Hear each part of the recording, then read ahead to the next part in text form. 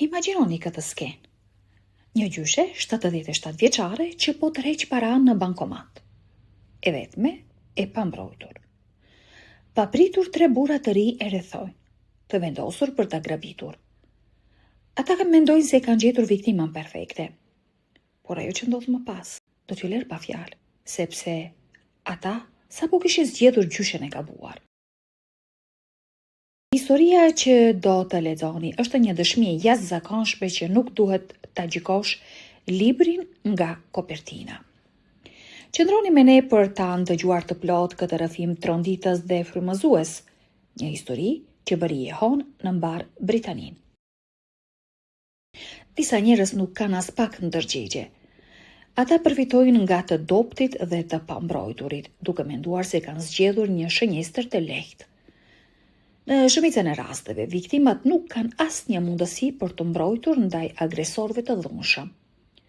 Por këtë herë, një gjyshe i mëson atyre një mësim që nuk do ta harrojnë kurrë.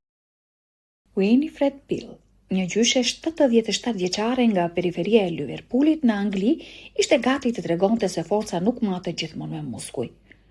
Ajo kishte filluar ditën si zakonisht, duke dalë për të bërë disa blerje dhe për të kontrolluar dyqanet e zonës, ashtu siç bënte rregullisht.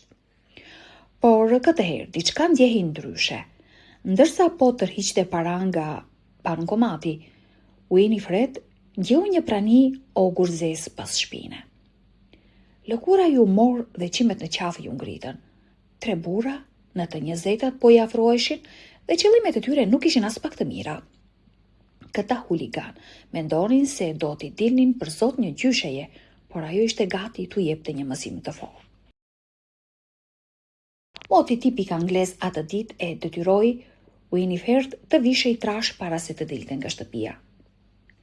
Pas disa shëtitjeve nëpër dyqanet e vjetra të qytetit, vendosi të ndalej për një filxhan çaj dhe diçka të ëmbël, për të ngrohur në atë ditë të ftohtë. Teksa po ecte përgjatë rrugicave të qytetit të vjetër, vuri re 3 burra që po grindeshin në trotuar. Hodhi një sy, por nuk i kushtoi shumë vëmendje. Ishte një skenë e zakonshme që rrugët e qytetit ndaj vazhdoi rrugën e saj. Miqtë dhe familjarët e quanin shkurt Winnie. Ajo ishte një grua e aftë dhe energjike. Merrej me riparimet të vogla, punonte në kopshte, madje ndërtonte gjëra. Kishte shumë aftësi që as nuk e kishte imagjinuar se do t'i duhej t'i përdorte ndonjëherë në situata të rrezikshme. Për të qëndruar e fortë dhe aktive, ajo ushtroi rregullisht. Dhe së shpejti, kjo forcë do t'i duhej më shumë se kurrë. Ajo kujtohej se vajza e shoqes së saj më të ngushtë do të festonte ditëlindjen së shpejti. Winnie donte t'i blinte diçka të veçantë, ndaj u drejtua për një dyqan veshjesh. Teksa shikonte rraftet, gjeti disa gjëra të bukura që e dinte se vajza do t'i pëlqente. Por kur pa portofolin, kuptoi se nuk kishte para të mjaftueshme me vete. Vendosi t'i linte përkohësisht në pritje dhe doli për të shkuar në bankomat. Ishte aty ku ndodhi gjithçka. Teksa 77 vjeçaria po afrohej për të bërë transaksionin, vuri re reflektimin e një burri në ekranin e bankomatit. Fillimisht mendoi se thjesht ishte dikush pa edukat që po i qëndronte shumë afër. Vazhdoi me veprimet, vendosi PIN dhe shtypi butonin vazhdo. Por papritur, gjithçka u errësua. Pamja e saj u turbullua dhe Winnie u rrëzua në tokë. Fillimisht nuk e kuptoi çfarë kishte ndodhur, por brenda pak sekondash e kuptoi se ishte shtyrë me forcë nga pas. Një val zemërimi i përfshiu gjithë trupi. Me një vendosshmëri të rrallë, ajo ngrit menjëherë në këmbë. Mendimi vetëm që i shkonte ndërmend ishte, nuk ka asnjë shans që ky burr të më marrë paratë. Këtë herë nuk ishin hajdutët që goditën të parët, por Winnie. Pa i dhënë kohë të reagojnë, ajo e kapi njërin prej tyre nga koka dhe ja përplasi fytyrën në murin prej tullash të ndërtesës pranë. Në tronditje e sipër, të 3 burrat filluan të iknin me vrap. Ajo kishte përballuar pikërisht të njëjtët burra që i kishte parë më herët duke u grindur në rrugë. Me adrenalin që i rrithte në çdo qelis, trupi i saj nisi të dridhej.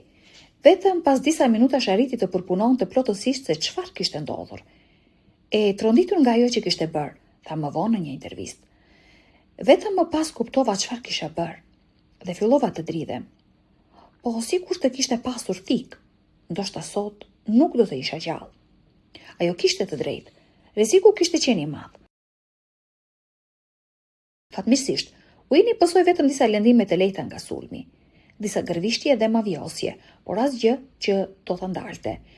Dhe për më tepër, hajdutët nuk do t'ja dilnin të shpëtonin pa pasoja.